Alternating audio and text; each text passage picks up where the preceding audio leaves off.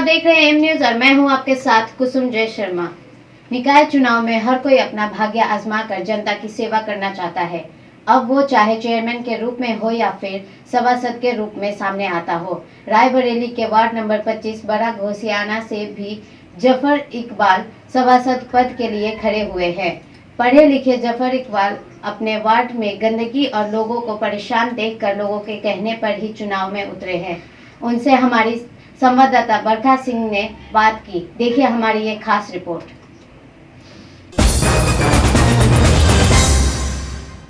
नमस्कार, मैं हूं बरखा सिंह। आप देख रहे हैं आमने सामने न्यूज़ के खास प्रोग्राम शहर की संसद। आज हम मौजूद हैं रायबरेली वार्ड नंबर 25 में, जहां पर हमारे साथ सभासद प्रत्याशी जफर इकबाल जी हैं। जफर इकबाल जी, आपका हमारे चैनल में स्वागत है। बहुत बहुत आभार आपका। इकबाल जी, ये बताइएगा कि आप सभासदी लड़ने जा रहे हैं, आप जनता को अपनी तरफ कैसे आकर्षित करेंगे? जनता को हम अपने व्यक्तित्व, अपनी छवि और अपने काम, अपनी योजनाओं के अनुसार हम अपनी तरफ आकर्षित करना चाहते हैं। आपको क्या लगता है जो इस टाइम मौजूदा सभासद है उनसे आप बेहतरीन कार्य कर सकते हैं? बिल्कुल करूंगा। और मौजूदा सभासद की अगर बात करें तो उनको तो पिछले 5 वर्षों में किसी ने देखा भी नहीं मेरे वार्ड के अंदर। क्यों, ऐसा क्यों? वो कभी ना लौट के आए, ना उन्होंने कहीं पे कोई काम किया, ना साफ़ सफाई का कभी ध्यान दिया। 6-6 महीने हो जाते हैं मेरे वार्ड की गलियों में, सड़कों पे कभी झाड़ू नहीं लगती है। तो आप लोगों ने कोई कंप्लेन नहीं की है, कोई कार्रवाई? नहीं, बिल्कुल की। ईओ साहब से भी कई बार बात की और व्यक्तिगत भी मिलना चाहा, लेकिन उनको इंटरेस्ट नहीं। इंटरेस्ट नहीं, उनको विकास से कोई मतलब नहीं है। वो जब से सभासद बने सिर्फ अपना विकास कर रहे हैं। नहीं, मैं ये भी नहीं कहूँगा अपना विकास करें, क्योंकि अगर ये देखा जाए तो पिछले 5 सालों में नगर पालिका अध्यक्ष ने ही कोई काम नहीं किया शहर के अंदर, तो हम सीधे से एक सभासद को ब्लेम क्यों करना? यदि आप सभासद बनते हैं तो क्या आप विकास के कार्य करेंगे या सिर्फ अपना विकास करेंगे?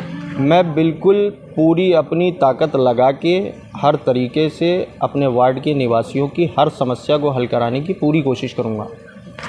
लोगों की शिकायतें हैं कि नालियां नहीं बनी है, जैसे सामने ही आप देख सकते हैं कि नालियां भरी हुई हैं, मच्छर है, डेंगू के प्रकोप इतने दिन प्रतिदिन बढ़ते जा रहे हैं, तो इस पर आपको क्या कहना है?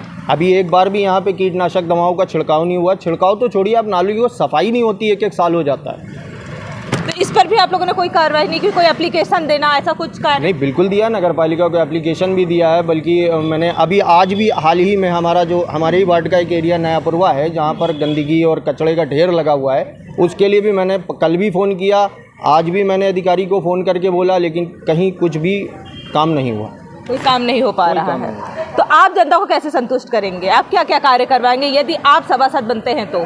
जो भी एक सभासद के कर्तव्य होते हैं और नगर पालिका के अंतर्गत जनता के लिए जो भी सुविधाएं हैं, जो सरकार ने नीतियां दे रखी हैं, मैं सारी सुविधाएं अपने वार्ड के निवासियों तक पहुंचाना चाहता हूं।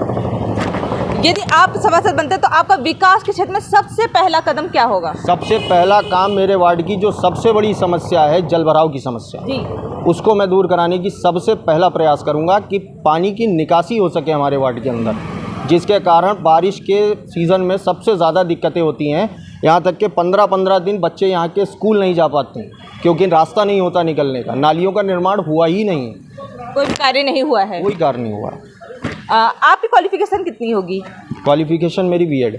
आपने बीएड कर रखा है। ऐसे सभासद या कोई भी नेता ऐसे ज़्यादा पढ़े लिखे नहीं होते हैं जिनकी वजह से वो सिर्फ अपना कार्य करते हैं और जनता की सेवा तो बिल्कुल भी नहीं करते हैं। पर अगर आज जैसे पढ़े लिखे लोग चुनाव में ऐसे आ रहे हैं, आगे आ रहे हैं, युवा नेता आगे आ रहे हैं, तो आपको क्या लगता है कि युवा नेता ज़्यादा बेहतरीन कार्य कर सकते हैं बाकियों से?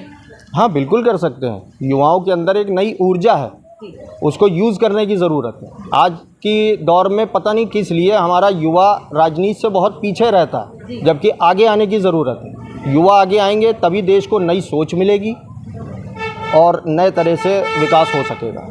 आपके हिसाब से एक अच्छे उम्मीदवार में क्या गुण होने बहुत आवश्यक है? सबसे बड़ी चीज़ तो पढ़ा लिखा होना चाहिए, जो सबसे पहली योग्यता है मेरे हिसाब से, और बातचीत करने का ढंग तरीका होना चाहिए, ये होना बहुत आवश्यक है। जी।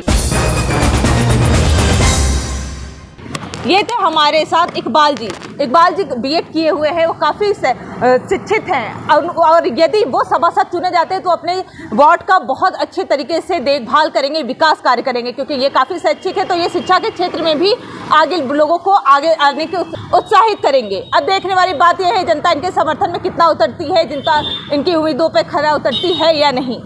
आगे देखना है चुनाव के बाद ये सभासद चुने जाते हैं या नहीं। बने रहिए आमने सामने न्यूज़ के साथ, मैं बरखा सिंह।